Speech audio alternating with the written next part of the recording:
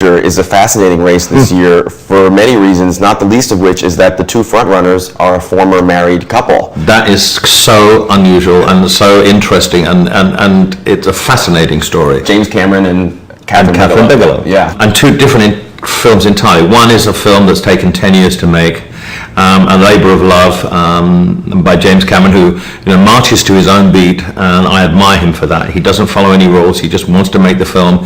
He's made a film which is going to be the biggest box office film of all time, which beats his own record, which is a phenomenal achievement.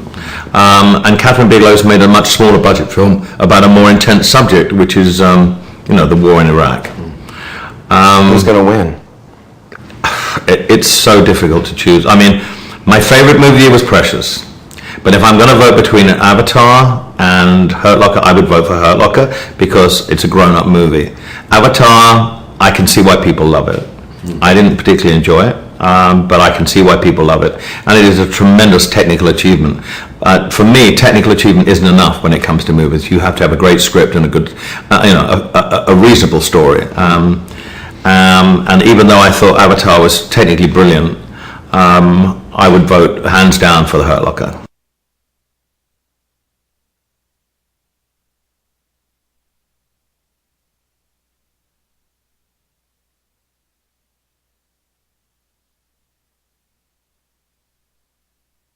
Let's talk about Best Supporting Actress. It seems like this one is completely sewn up. Monique gave an amazing performance in Precious. There are many other great performances, the ladies from Up in the Air, but she really seems to have it sewn up, doesn't she?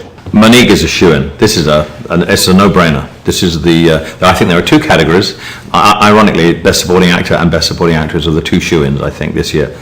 Monique's performance was not only outstanding, it was spine-tingling, it was out of left field and unforgettable. I mean, it's one of the great performances in cinema of recent years, I think. And it was an amazing movie, and her performance was, as I say, just unforgettable. And Monique lives in Atlanta now, where you spend a lot of your time. Have you met her yet? I haven't met her. I'm dying to meet her, but I'm cheering for her. It was, never has an actress deserved an Oscar more than this for this performance.